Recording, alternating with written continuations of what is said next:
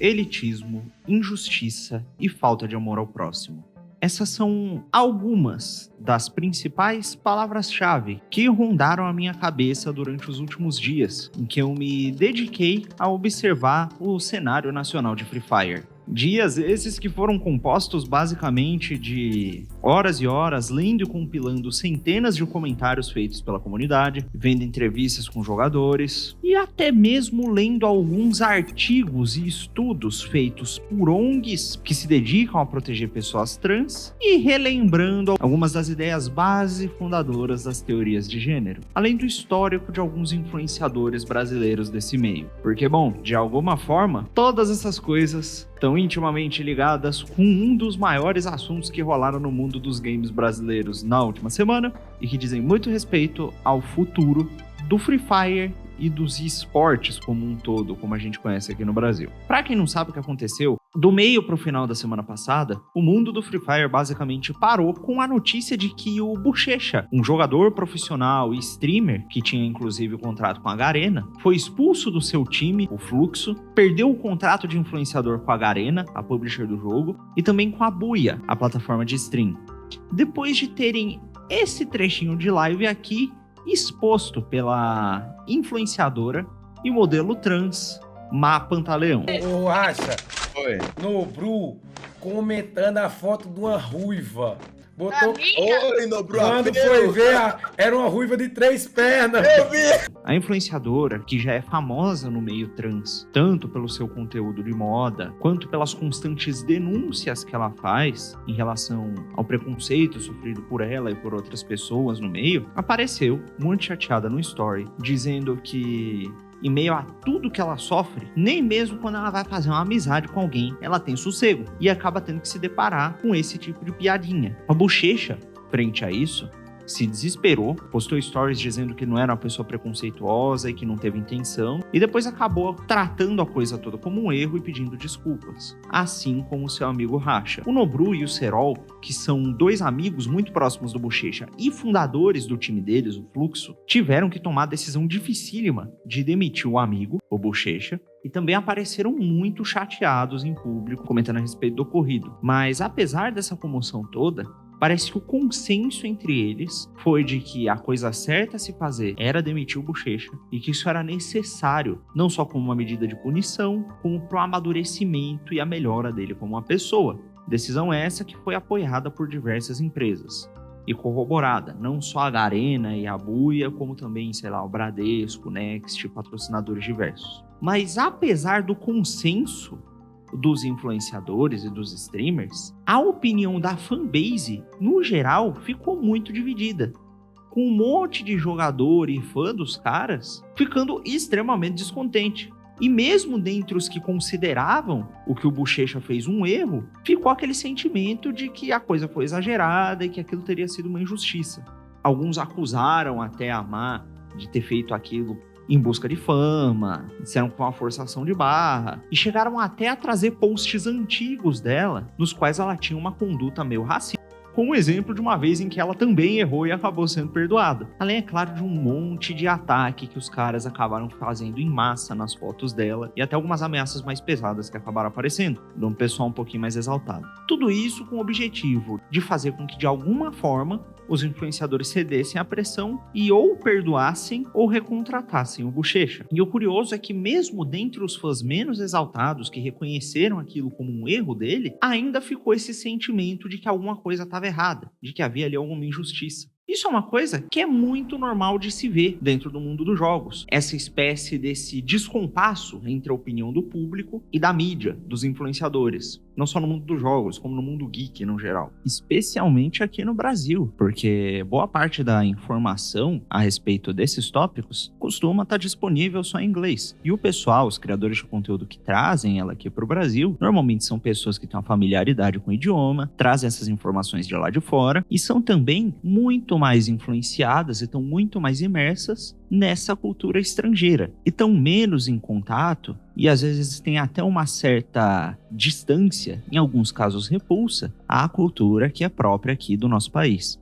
Mas aqui no Free Fire, as coisas costumam ser um pouco diferentes. Justamente porque a cena profissional do Free Fire é conhecida por ser muito acessível e muito inclusiva. Tanto porque, bom, tem uma diversidade muito grande, tem ligas femininas enormes, etc. Quanto porque o jogo em si é muito acessível. Qualquer um com um celular velhinho consegue pegar e começar a jogar. E muitos dos jogadores hoje em dia profissionais, que estão ganhando uma baita de uma grana, que tem streams enormes, são moleques que vieram de quebrada, tinham malemar lá um J5 meio zoado, às vezes estavam desempregados, começaram a jogar, ganhar uma grana, conseguir um público e subir na vida. Então, a cena profissional do Free Fire é a cara do jogador médio do Free Fire. A molecada da periferia se identifica pra caralho com os moleques que subiram e estão lá no topo hoje em dia. E normalmente, a visão do pessoal costuma bater muito. Os caras falam na mesma gíria, fazem o mesmo tipo de piada e se identificam muito uns com os outros. O que nem sempre é o caso no resto do mundo dos games. Até porque, bom, convenhamos, né? Jogos são um bagulho meio elitizado, você precisa de um PC meio parrudo e caro pra jogar os jogos mais novos ou de um console, e a maioria da molecada não tem acesso a isso. Então acaba que você tem uma elite que joga esses jogos que são menos acessíveis e que fala a respeito deles por conta da condição econômica do nosso país, para uma molecada que não tem acesso. E você tem esse choque de realidade, muitas vezes, que faz com que você tenha visões conflitantes entre a mídia, entre os influenciadores e os jogadores. O que é uma coisa que não acontece aqui no Free Fire. Normalmente não acontece. Mas se normalmente não há um descompasso tão grande assim entre a visão de mundo dos influenciadores e do povão que está jogando Frifas, o que é que está acontecendo aqui de diferente dessa vez?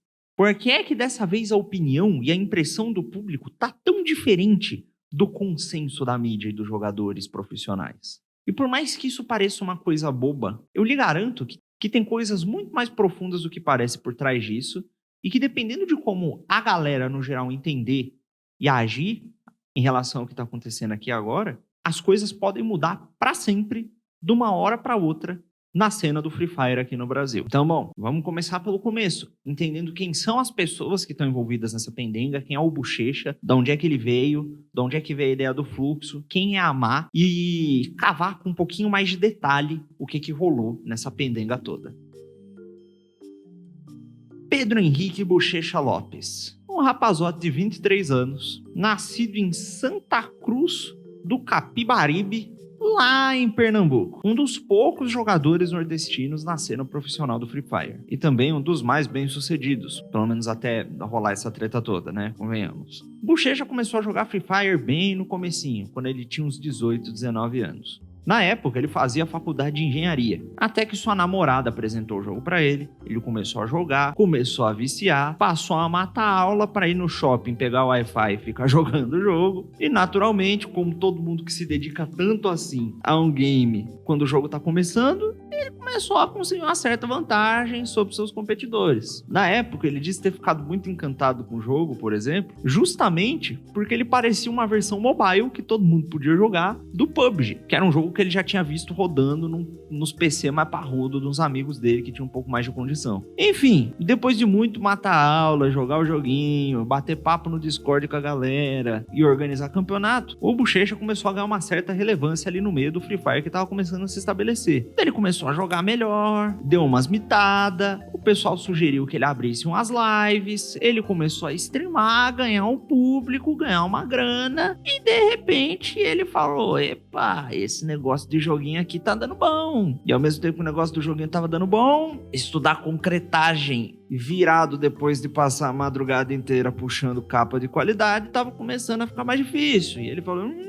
acho melhor trancar essa faculdade e jogar o joguinho. Então assim ele fez. E mesmo sem ter equipamentos muito caros, sem ter estúdio, sem ter nada, com muito esforço, muita prática, um dia depois do outro e muito trabalho, ele conseguiu fazer a carreira deslanchar. Conforme ele começou a ganhar uma grana, além de comprar um bocado de carro caro, talvez por ser um cara com criação cristã, um pouco mais humilde, ele começou a tentar dar um jeito de fazer caridade, de devolver um pouco do que ele tinha ganho. Daí ele começou a fazer lives beneficentes, começou a fazer campanhas em que ele pegava todos os donates do chat e dava pra caridade, comprava cesta básica. Começou a fazer uns campeonatos chamados X1 dos Crias, em que qualquer um podia entrar com premiações que ele mesmo oferecia e que davam não só um prêmio pra molecada que tava começando e tinha uma habilidade, como também dava oportunidade de muita muita gente nova que ainda não tinha exposição aparecer pela primeira vez. E ali se revelaram muitos nomes muito grandes hoje do Free Fire, que estão em grandes organizações como a Loud. No meio desse caminho, enquanto ele crescia, ele fez algumas amizades. Conheceu lá o Nobru, conheceu o Racha, o Serol. O Serol aqui, pra quem não sabe, é tipo o PewDiePie do Free Fire.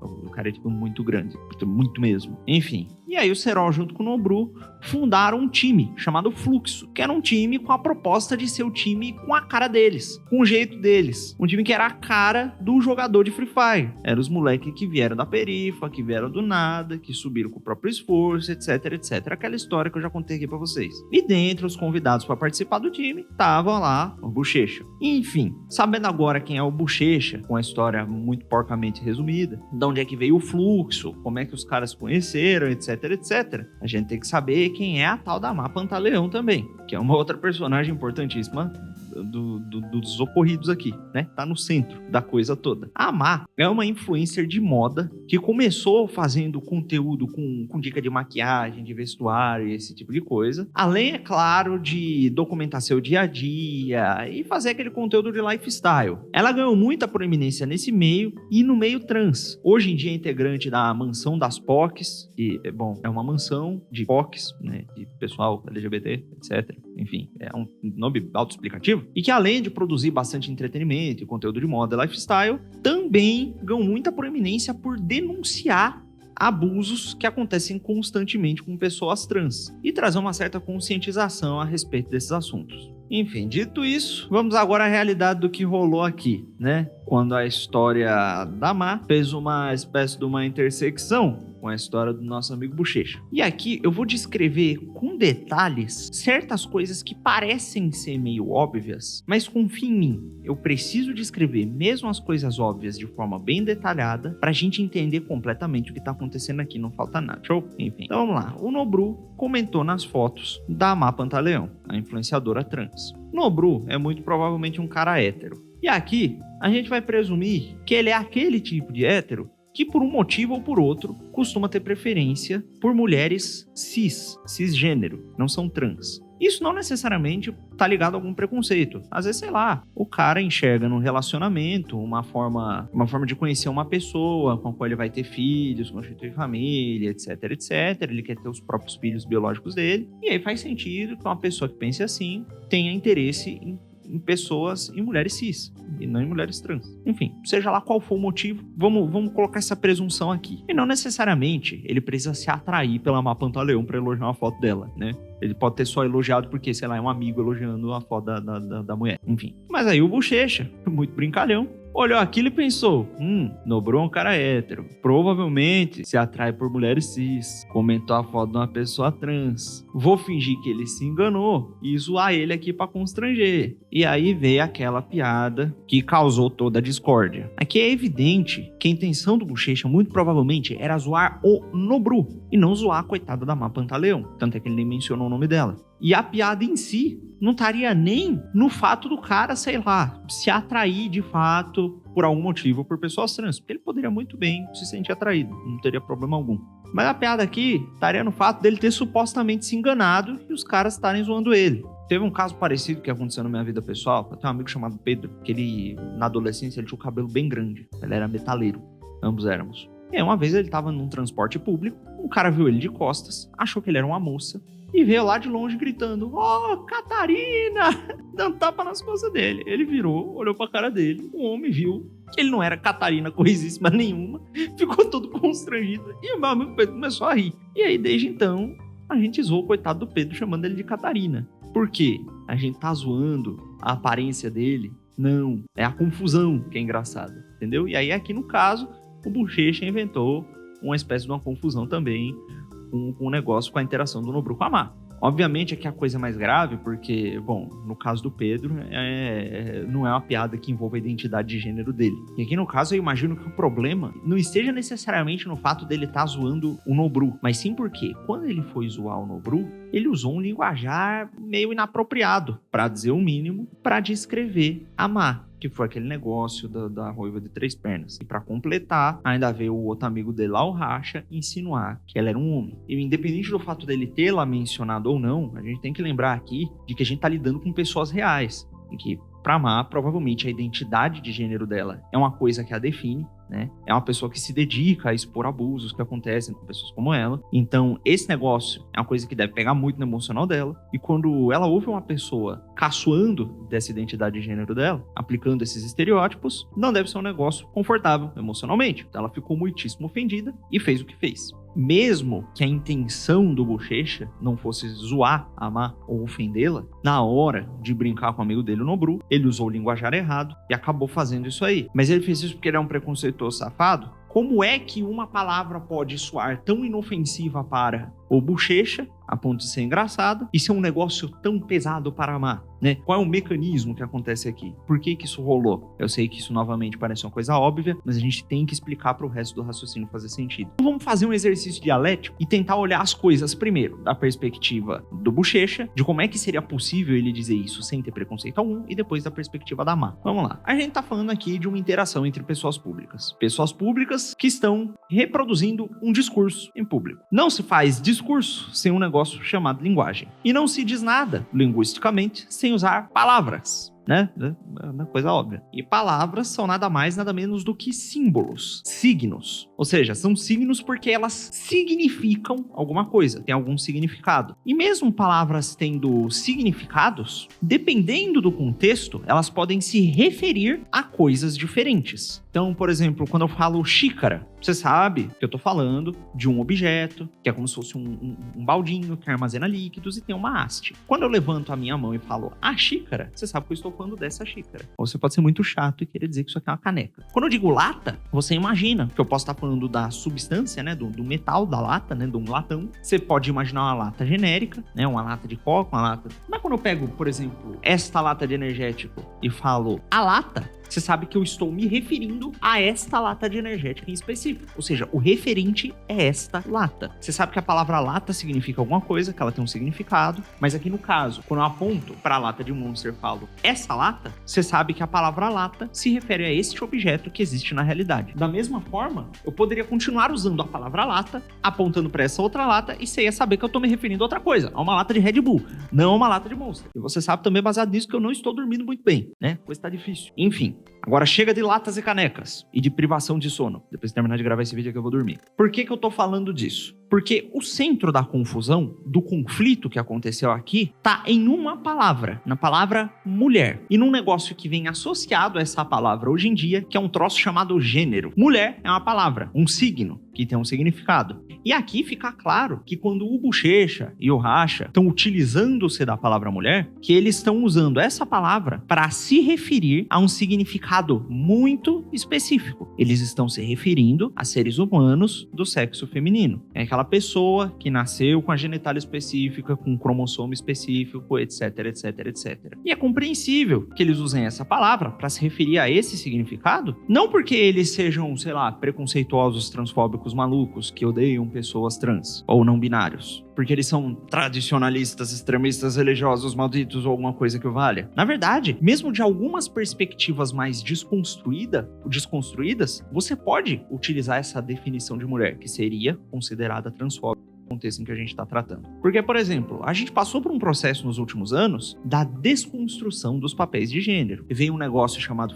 feminismo, dizer que as mulheres, elas podem exercer o papel que elas quiserem, que elas não são obrigadas a reproduzir um papel de gênero, que uma mulher não é obrigada a ser dona de casa, que uma mulher pode ser forte, que ela pode ser uma fisiculturista, que o homem não é necessariamente obrigado a seguir tais e quais papéis de gênero, que esses estereótipos de gênero associados aos papéis, ao papel do homem, ao papel da mulher, entre aspas, que são construções sociais, são coisas artificiais impostas por um sistema opressivo, pela sociedade, etc. E aí, baseado nessa ideia, se instituiu no senso comum a noção de que, eu não estou dizendo que está certo, tá bom? De que um homem não é um papel, um estereótipo de gênero específico. É só uma pessoa que nasceu com a genitália e que pode ser quem ele quiser e desenvolver o papel de gênero que ele quiser, e que a mulher também. E isso numa perspectiva que não leva em consideração o negócio do gênero. E que é uma perspectiva desconstruída, feminista, que muita gente aprendeu e que estava se achando o rei da cocada preta da justiça social por saber. Obviamente, para a Amá Pantaleão e para demais pessoas trans, essa noção do que é um homem e do que é uma mulher não pode ser aplicada, não pode ser válida. Porque a Amá, que se autodenomina e se autodetermina uma mulher, né? Acho que é autodeterminação, inclusive, termo usado tem estudos que ela gosta de citar, que tem como seu gênero, o gênero feminino. Para ela, evidentemente, esse negócio de gênero independe desse outro negócio chamado sexo. Então, a pessoa autodetermina a sua identidade de gênero e essa identidade de gênero não tem nada a ver com o seu sexo, simplesmente.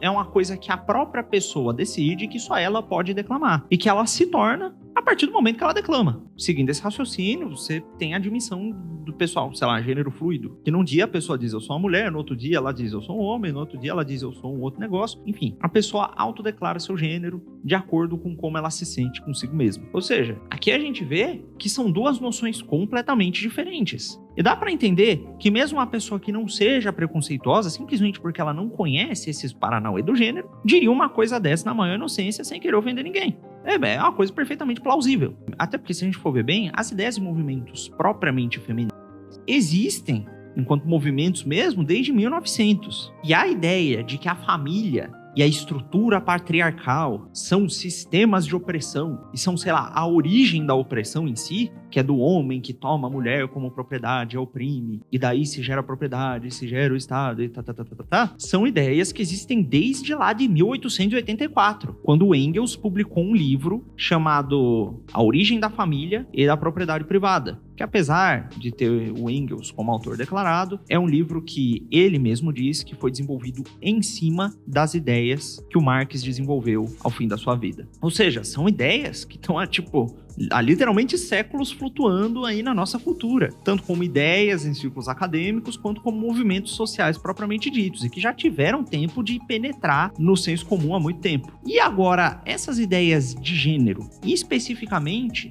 as que a própria Amá usa para defender a sua própria identidade de gênero. Apesar de existirem diversos estudos que predatam o livro que eu vou citar aqui, a palavra gênero só foi usada mais ou menos desse jeito que a gente conhece hoje, nessa fórmula do papel de gênero como uma coisa dissociada do sexo, por um psicólogo chamado Dr. John Money, num livro publicado em 1972 chamado Men and Women, Boy and Girl. Alguns dos estudos que predatam esse livro, inclusive, foram até coeditados por ele, tá? Se você pesquisar, você acha isso aí. Enfim, independente disso, esse livro, publicado em 72, foi o primeiro a formular uma teoria de gênero completa, por assim dizer, fechadinha. E ele veio a inspirar depois uma mocinha chamada Judith Butler a escrever um ensaio publicado em 88, chamado Performance, Acts and Gender Constitution, e que, junto com o arcabouço filosófico dela, culminaram numa obra maior, que é utilizada até hoje como base para todas essas teorias de gênero que a gente vê por aí. É um livro chamado Gender Trouble, publicado em 1990, com financiamento de diversas organizações gigantescas. Nesse trabalho dela, ela diz que o gênero flui com o desejo da pessoa, que o gênero se constitui na performance, né? Não é que a pessoa tem uma identidade de gênero e aí, baseado nessa identidade, ela age. Não, a pessoa age e da ação da performance emerge o gênero, com uma coisa fluida, com uma coisa performática mesmo. Aí que, segundo ela, nem mesmo a ideia de sexo existe na realidade. Que, na verdade, esses papéis de gênero e a heteronormatividade, né? Essa coisa de menino, menino, menina, menina, menino gosta de menina, enfim. Que isso aí é tudo uma superestrutura social opressora criada pela sociedade. Que nada disso existe na realidade e que isso é formado conforme a pessoa age. E que o fato da gente achar que isso faz parte da gente é resultado da maldita sociedade impondo esses padrões nas nossas consciências. E que o papel dela, enquanto teórica, e das pessoas que defendem a teoria dela, é subverter as identidades. Não é necessariamente tornar o mundo melhor para pessoas não binárias, pessoas que se identificam com pessoas trans, e sim subverter as identidades para fazer um outro negócio que a gente vai ver lá mais para frente, que agora não é importante. O que importa aqui é a gente saber que essas ideias dela, que são até bem abstratas e bem difíceis de entender, e que são a base de todo o discurso que muitos desses ativistas trans, inclusive a própria Amá, usam, às vezes sem saber mesmo de onde veio, apareceram nos anos 90. Enquanto aquelas outras ideias que eu tinha mencionado, do gênero como construção social, e do papel do sexo, aquela coisa mais feminista, mais tradicional mesmo, estão aí desde 84. Agora eu lhe pergunto, se essas ideias de gênero como um negócio fluido, nessa ideia mais modernosa, só foi se constituir mesmo em círculos acadêmicos e intelectuais na década de 90, não é compreensível que a maior parte das pessoas comuns não entenda esse negócio direito. Eu não tô falando nem da pessoa concordar ou discordar, eu tô falando dela entender. E digo mais, a gente tem que lembrar que nós estamos num país em que 80% da população é literalmente analfabeta funcional e que muitos saem da faculdade sem conseguir interpretar um texto direito. Isso não é uma piada, é uma estatística que existe mesmo. No INAF, vocês podem procurar aí. Agora, levando em consideração que Free Fire é um jogo do povão,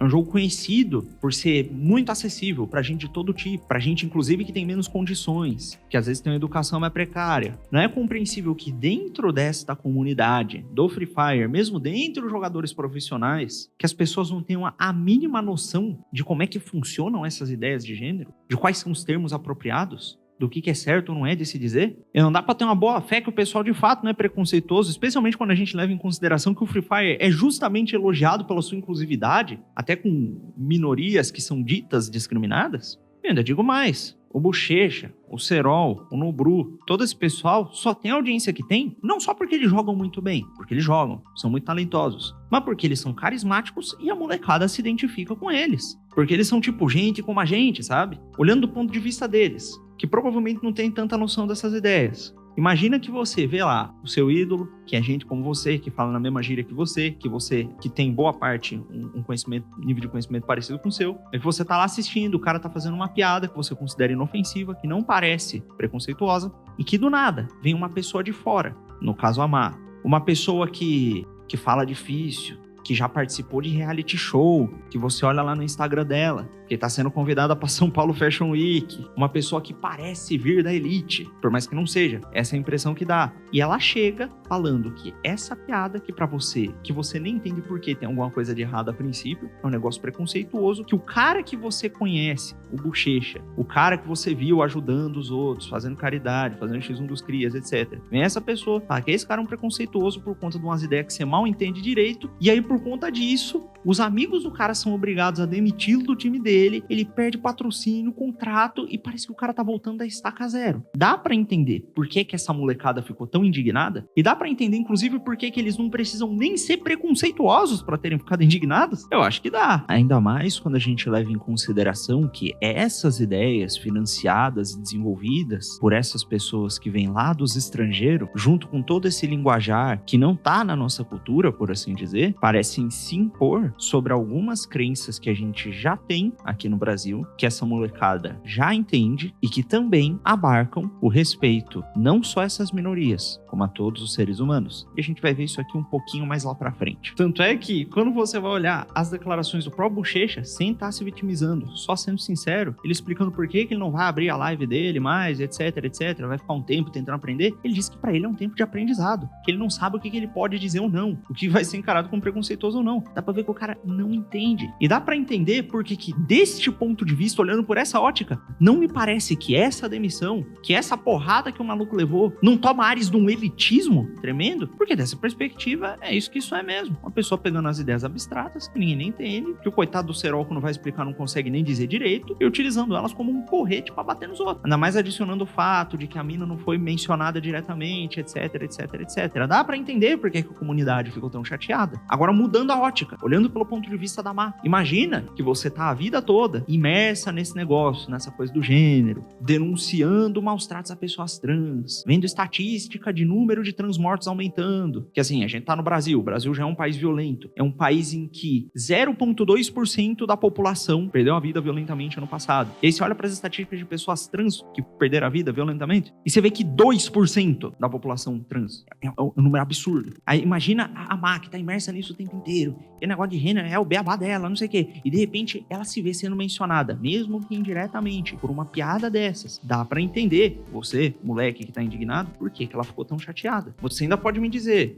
mas independente de você entender ou não, utilizar-se dessas piadas ainda reforça o preconceito contra pessoas trans. A fanbase de quem tá ouvindo isso aí vai se tornar mais preconceituosa e vai agredir e violentar as pessoas trans por conta disso. E, bom, eu também estava preocupado com isso e fui atrás de ver qual foi a reação da comunidade. Tanto no post, pegando o post da Má a respeito dessa treta toda no Instagram, e vendo qual era o teor dos comentários, analisando um comentário por um, quanto no vídeo mais visto no YouTube em relação ao caso do Bochecha. Pegando lá também os comentários um por um, para ver uma amostra de como o pessoal estava se comportando no Instagram da Má e como é que eles estavam se comportando no ambiente deles, entre eles. É para ver qual que é o real teor da coisa. E bom, vamos lá. Basicamente, o post da Má que eu escolhi para analisar foi justamente o post no qual ela falou sobre a treta, no qual ela agradeceu o apoio depois de ter exposto a situação nos seus stories. E esse também é um post que, na média, tem mais engajamento do que as outras postagens dela, do que o resto do conteúdo que ela faz. Além desse post, eu também analisei o corte, resumindo toda a situação, com o exposed da Má, a piada do Bochecha e a reação dos meninos do Fluxo, que mais tinha view, que foi esse aqui do Ítalo Lima, que é um cara que já tá mais entrosado também na comunidade do Free Fire. Então a gente tem aqui uma amostra estatística de como a galera reagiu no post da Má e dentre eles num espaço que é da comunidade deles, que você imaginaria que eles se comportariam de forma mais natural e sem tantas papas na língua e etc. Então vamos lá. Do post da Má, eu analisei 271 comentários colhidos aleatoriamente. O que, para vocês que são nerds de estatística, me dá mais ou menos 90% de confiabilidade, com 5% de margem de erro. E aqui eu dividi a coisa em algumas categorias. Se você olhar na minha planilha, tem mais categorias do que essa, caso você queira dar uma analisada mais profunda, mas as que a gente vai tratar são apoio ao Bochecha, que são pessoas que foram ao Instagram da Má para ou botar uma hashtag de apoio e solidariedade ao Bochecha, ou para pedir para Má perdoá-lo, né? Teve também o apoio à Má, que foi qualquer elogio ou pessoa que tentou apoiar a Má Pantaleão. Eu também criei a categoria transfobia para todos os posts que fizeram comentários que poderiam, segundo os próprios critérios do pessoal trans, serem considerados transfóbicos. E também tem algumas tags extras, como erro, que são pessoas que trataram o que o Bochecha fez como um erro. Eu queria deixar claro aqui que essas tags, elas não excluem umas às outras. Então, por exemplo, o cara pode ter recebido a tag transfóbico e ao mesmo tempo ter recebido apoio ao Bochecha. Ao mesmo tempo, tem gente que conseguiu a proeza de apoiar o Bochecha e a Má Pantaleão ao mesmo tempo. Enfim, então vamos lá os números. De todos os posts analisados, a maior parte, 33%, estavam apoiando a Má Pantaleão diretamente. 28% dos posts continham transfobia e um total de 29% dos posts foram lá para apoiar o Bochecha. Dentre esses posts, 88% não teve insulto nenhum ou qualquer menção transfóbica. Eram só pessoas simplesmente indo lá para mostrar solidariedade ao menino. E dentre esses posts de apoio ao Bochecha, 14% trataram o que ele tinha feito, mesmo apoiando o cara, como um erro. Aqui a gente vê que a quantidade de pessoas que, mesmo que não tivessem ido lá com a intenção de ajudar o Bochecha de fato, de convencer alguém a perdoá-lo, de protegê-lo e de defendê-lo, foram ao post da Má simplesmente para comentar um insulto transfóbico. E aqui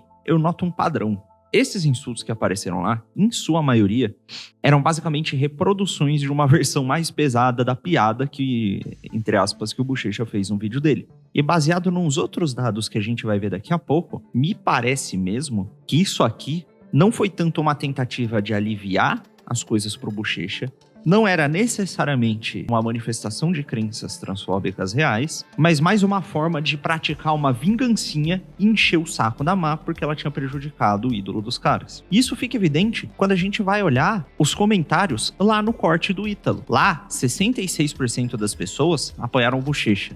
Dentre os comentários de apoio ao Bochecha, só 8% tiveram insulto, também uma quantidade bem baixa, e 18% trataram que ele tinha feito como um erro, dentre os 66% que tinham apoiado o menino. Apenas 6% dos comentários foram de apoio a Má. Aqui tem também um bocado de comentário neutro que nem disse nada sobre a treta. E apenas 11% dos comentários nesse próprio vídeo continham algum insulto transfóbico. Só 11% do total. O que mostra que, entre eles não estavam tão interessados em defender uma transfobia. Queriam marginalizar a Má por ser uma pessoa trans. Eles estavam atacando ali no post dela, tão em peso, com aquele insulto transfóbico, justamente porque ela, na visão deles, prejudicou o cara que eles gostavam E eles, sabendo que ela se importava e se abalava ao ouvir aquele insulto, decidiram fludar aquele negócio no Instagram dela pra encher o saco. O que, obviamente, não é uma coisa que eu estou defendendo, não estou dizendo que tá certo, mas é só uma descrição do que eu imagino que tenha acontecido aqui. Olhando essas estatísticas e vendo a coisa por esse ângulo, a mim, pelo menos, fica claro que, talvez, se a reação da Má, eu sei que é difícil ela manter a cabeça, seria difícil ela manter a cabeça fria nesse momento, depois de passar por tudo que ela passou e etc. Mas se ela tivesse visto isso, e ao invés de ter exposto publicamente, gritando, ela tivesse conversado com o Bochecha, muito provavelmente ele teria se desculpado, educado a molecada dele, e as reações mais agressivas, as piadas transfóbicas, nem teriam chegado ao inbox dela e aos comentários dela com tanta força quanto chegaram. Porque, como a gente vê aqui, essas respostas preconceituosas e que podem ser consideradas transfóbicas, elas aconteceram, em sua maior parte, só no post dela a respeito disso, e nas mensagens dela depois que ela postou aquilo. E dentro da própria comunidade, na discussão que o pessoal estava tendo entre eles, isso aí mal apareceu. Por quê? Porque o pessoal não estava interessado em ser transfóbico. Eles fizeram aquilo mais como uma vingancinha mesmo, um negócio bobo. Que não tá certo, mas novamente, isso é o que eu tô enxergando aqui olhando para esses dados. Ou seja, dava para ter tido uma resolução pacífica, sem ninguém perder dinheiro, se a coisa tivesse sido mais ponderada. O que nos leva a uma acusação que a comunidade estava fazendo. Eles disseram que ela fez aquilo por hype, que ela não estava abalada coisíssima alguma. E bom, eu não posso acusar a mulher, porque eu não a conheço. Eu não sei como é que ela reage a esse tipo de situação. E pra mim é muito provável que ela tivesse sim muito chateada e muito afetada por aquilo, porque, né, ó a situação de estresse que ela vive todo dia. Mas é inegável que, independente se houve intenção de hypar ou não, que esse curso de ação, de causar essa raiva, de agir dessa forma até mais agressiva, com os dois pés no peito e etc., costuma fazer muito mais barulho e dar muito mais repercussão. E deu de fato. É só ver os níveis de engajamento do post dela a respeito da coisa, ela ganhando verificado logo depois, etc. E dá pra entender porque a comunidade do Free Fire tá tão bolada com isso e tá tão desconfiada. Até porque uma moça chamada Dripaz atacou a comunidade de graça recentemente só pra chamar atenção, e todo mundo sabe que Free Fire é um jogo bem engajado e que a fanbase é uma molecada que é facilmente, que se emociona muito e que vai atrás e que às vezes faz essas besteiras e que dá muito engajamento de uma vez, né?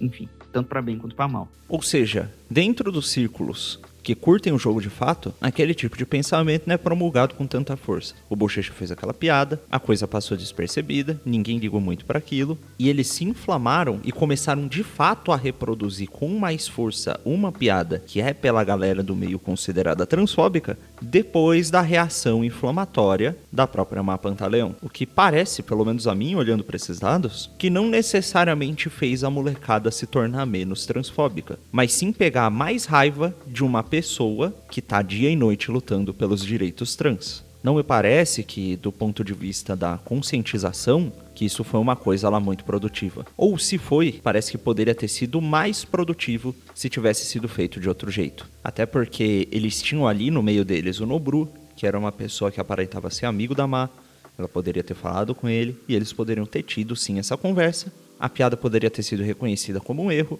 então a molecada deixaria de reproduzir esse tipo de discurso e a coisa poderia ter se resolvido de forma muito mais pacífica. Mas poderia, né? Porque agora a coisa já aconteceu e eu tô aqui tentando tirar alguma coisa de positivo de tudo isso. E agora vem um outro porém. Dentro da turba que tava vindo atacar uma mulher, teve uma molecada que pegou um vídeo da Má de anos atrás, pelo qual ela já se desculpou, em que ela basicamente dizia que ela tava lá no Haiti, tava viajando, e que ela tava com medo de descer pro centro, ou de descer lá do apartamento do hotel em que ela tava, porque ela, com, entre aspas, a cara dela de burguesa branca, tinha medo de ser assaltada. O que é uma colocação extremamente racista, pela qual ela pediu desculpa, na época. E muitas pessoas, até que fizeram vídeos aqui no YouTube, disseram que isso aí seria uma forma deles tentarem justificar o erro do Bochecha com esse erro passado dela, fazendo um linchamento virtual com ela que eles não queriam que fosse feito pelo Bochecha. Mas eu acho que isso aqui é uma coisa completamente diferente. Novamente, lembra que a molecada do Free Fire, a típica molecada brasileira, vamos nos lembrar que nós estamos no Brasil, um país que, você querendo ou não, é um país que pelo menos nominalmente é muito cristão, e que especialmente entre as comunidades mais humildes, as pessoas tendem a ser mais religiosas. E há no cristianismo um negócio chamado perdão,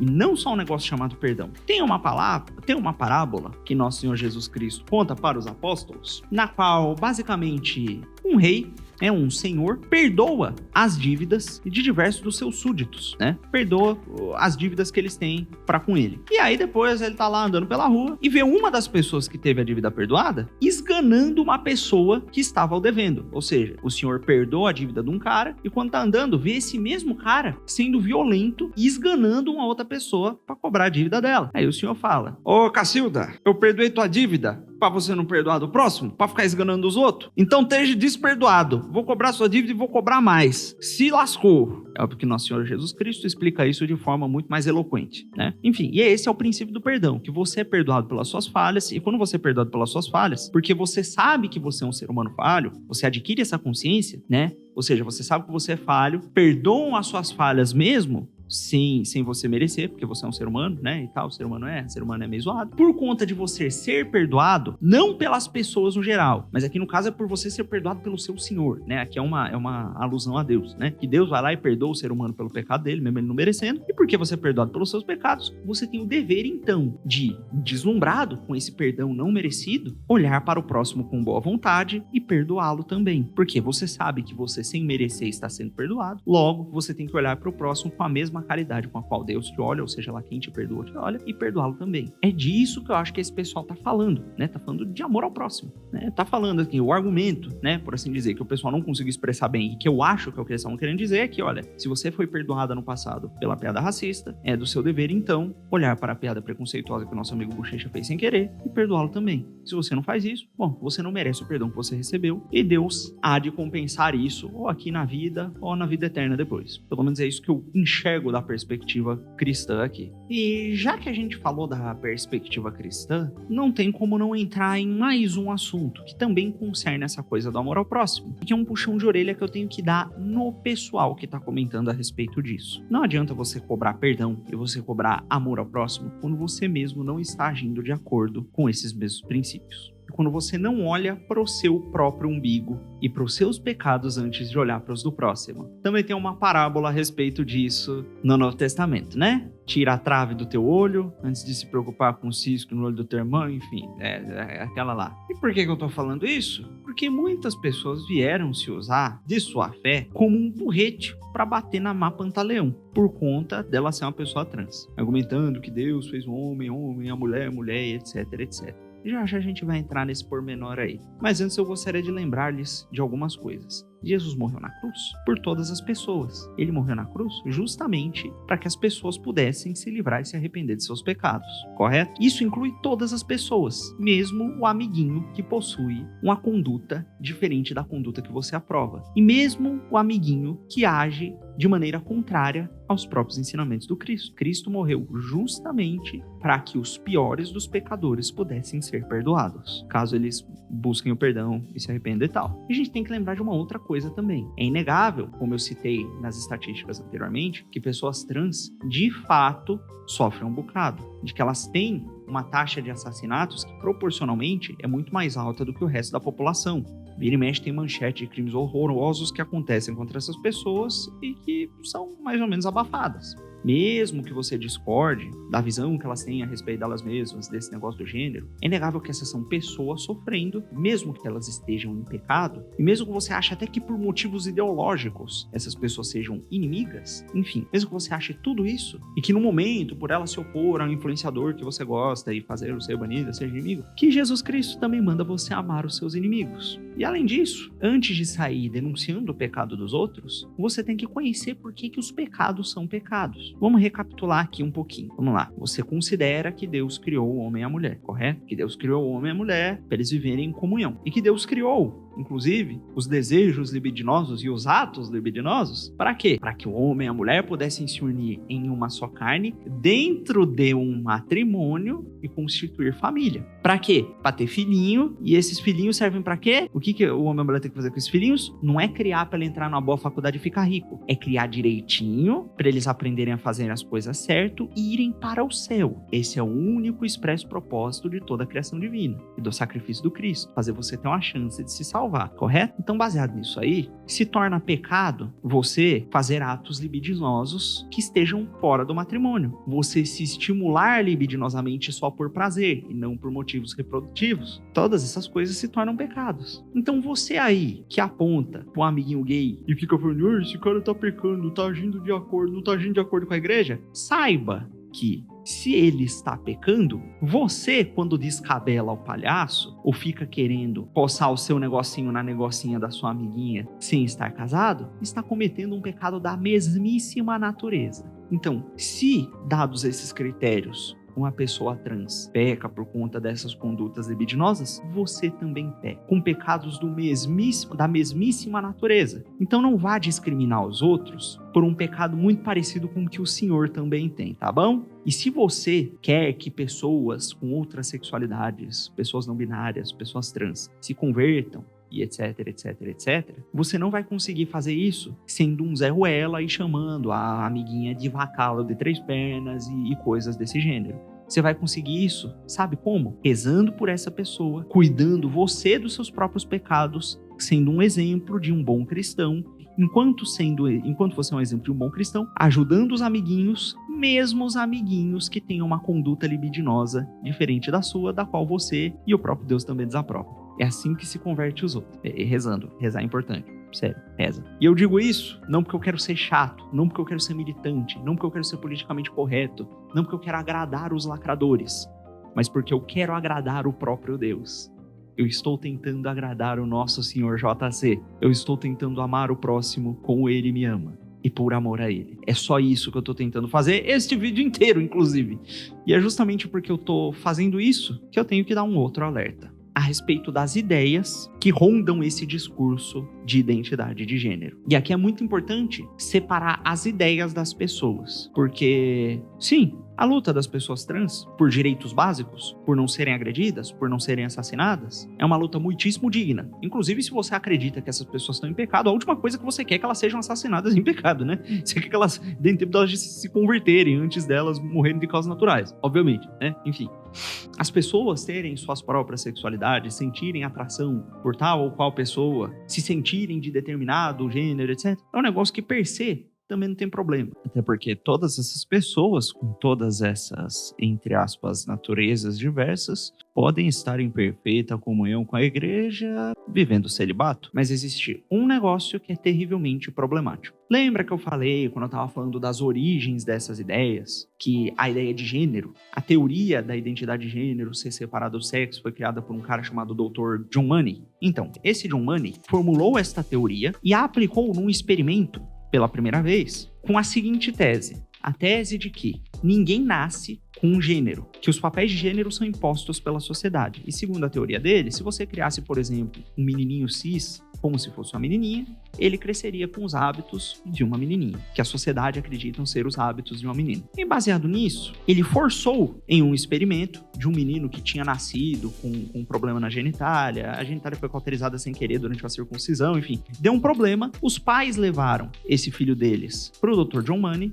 Dr. John Money fez uma cirurgia de redesignação no moleque e eles criaram este menino como se fosse uma menina. A história aqui é muito longa e muito trágica, mas a coisa deu formidavelmente errado e tanto este menino quanto o irmão dele acabaram tirando as próprias vidas. Por quê? O cara que criou a teoria de gênero, a primeira versão da teoria de gênero, para comprovar a teoria, tentou impor uma identidade de gênero feminina num menino que era um menino cis, né? E tentou forçá-lo a ser uma menina trans, ele acabou se matando. Então, esta é a origem dessa ideia. E ele teve essa ideia motivado por princípios ideológicos. E aí, pegando o bastão dele, veio a Judith Butler, com a ideia do gênero como performance, dizendo que o gênero flui com o desejo da pessoa. Aqui, mas ainda assim, a Judith Butler não acredita que pessoas nasçam com uma identidade de gênero. Ela acredita que identidade de gênero, que sexo, isso tudo é construção social e se formam durante a performance. Eu sei que a maior parte das pessoas trans não teria um problema com essa teoria em si. O problema aqui é que ela cria essas ideias não com o objetivo de tornar o mundo um lugar melhor para as pessoas trans, mas sim, segundo ela mesma, com o objetivo de subverter todas as identidades de gênero. E eu vou lhes mostrar agora como é que essas ideias são reproduzidas e tratadas por militantes e professores aqui da América Latina e do Brasil em suas conferências queer. Conferências que tecnicamente deveriam tratar da luta pelos direitos de minorias, tanto de mulheres quanto de pessoas não binárias, gays, etc. Utilizando-se novamente de ideias que são financiadas por elites financeiras, normalmente americanas. Deem uma olhada. Como utilizar o essencialismo estratégico, quer dizer, você sabe que não existe mulher, que é um símbolo, e como todo símbolo é unitário, é autoritário, é impositivo, né? Mas a gente usa esse símbolo mulher para construir uma agenda unificada de luta e a partir daí avançar em uma determinada agenda, né? Isso tem sido muito grosseiramente, né, de forma caricatural, tem sido mais ou menos o que a crítica, a discussão que tem sido em torno, por exemplo, de uma agenda que joga todas as forças, por exemplo, em torno do casamento gay, né? E a crítica que se faz, então, essa é a discussão do essencialismo estratégico. Nós sabemos que não existe a mulher enquanto essência, mas a gente usa isso discursivamente, reforça isso para que a gente possa construir e avançar em alguns momentos. Essa moça, inclusive, é contra a utilização desse artifício estratégico, que por aqui nós chamamos de desonestidade intelectual, para avançar agendas políticas. Mas ali no seminário queer, ela estava descrevendo como é que eles têm operado nos últimos anos. Eu não estou dizendo aqui que há uma conspiração para subverter as identidades de gênero. Eu só estou dizendo que esse vocabulário que a gente usa, às vezes para defender as pessoas trans, é um vocabulário com ideias criadas não para favorecer essas pessoas, mas sim para destruir o ambiente que existe agora e causar mais conflito. E eu suspeito que seja por isso que, muito provavelmente, sempre que isso entre em pauta, o efeito que é causado não é um aumento na compaixão, não é uma união maior das pessoas, e sim esse tipo de divisão, esse tipo de confusão e esse tipo de instabilidade, exatamente igual a que aconteceu com o caso do Bochecha. E eu acredito que isso não seja bom nem para as pessoas cisgênero, que tenham qualquer compaixão pelas pessoas trans, e nem para as pessoas trans bem intencionadas, que não querem causar colapso nenhum e nem entrar em confronto com gente bem intencionada. E agora, voltando ao Free Fire, peguem o vídeo do Bochecha dizendo que tá confuso, dizendo que não sabe o que ele pode ou não dizer. Vejam o que as pessoas estão falando a respeito disso, que isso vai ser uma oportunidade de conscientização, de contratar pessoas nas orgs para conscientizar os jogadores, para eles aprenderem essas ideias maravilhosas. Sabe o que vai acontecer aqui, meus amigos? É que esse tipo de ideia, não necessariamente a conscientização de, vamos tratar um amiguinho trans melhor, mas esse tipo de ideia divisória, evolucionária, essas teorias malucas. O que vai acontecer é que essas coisas vão ser cada vez mais ensinadas dentro desse meio. As pessoas vão ficar cada vez mais confusas e com cada vez mais medo de dizer a coisa errada na hora errada. E do mesmo jeito que certas corporações financiaram o desenvolvimento dessa teoria porque elas provavelmente se beneficiam disso, as grandes corporações que apoiaram esse cancelamento provavelmente devem se beneficiar também. E enquanto o cenário depender delas, depender desses patrocínios e depender desse tipo de coisa, é óbvio que esse tipo de ideia divisória, que dá poder a essas pessoas, vai continuar imperando. E a espontaneidade, a identificar. E vão sobreviver e prosperar no meio pessoas que não dizem as coisas erradas e aderem melhor a essas ideias. Ou que pelo menos sabem navegá-las com certa agilidade. E me parece que na situação atual em que a gente tá, o que vai acontecer é que essas ideias vão tomar cada vez mais força no meio do Free Fire, e vão causar cada vez mais divisão, e cada vez mais casos como esses vão acontecer. Ou a espontaneidade, toda essa coisa que vocês curtem dentro do meio e que é tão bonita, vai começar a sumir cada vez mais. E para que vocês evitem que isso aconteça, eu digo para primeiro, vocês exercitarem essa coisa do amor ao próximo, tentar unir mais as pessoas e apoiar criadores como o Bochecha, que são bem intencionados e que disseram a coisa errada na hora errada do jeito errado, e trabalhar e estimular para que esses criadores de conteúdo e esses jogadores sejam cada vez mais independentes desse circuito das grandes corporações. Enquanto não se esquecem de rezar e tratar com o maior respeito que vocês conseguem, mesmo as pessoas que têm essas condutas libidinosas ou pessoais mais diversas. Porque, afinal de contas, elas são pessoas. E se você tenta distanciá-las do seu meio, as marginaliza, ou age de forma divisória, contribuindo para esse caos todo, você tá meio que caindo no jogo dessa galera desgramada que financia o desenvolvimento dessas ideias. Capisco? Porque senão as coisas podem ficar realmente muito feias, muito rápido, e a diversão de vocês pode acabar sendo arruinada. Porque primeiro, eles vão atrás dos criadores, começam a censurar eles. Daqui a pouco, eles estão começando a censurar chat de jogo, estão começando a fazer denúncia de jogador que falou alguma groselha sem querer no Discord. Enfim, e a coisa só vai ladeira abaixo. Então, tome cuidado.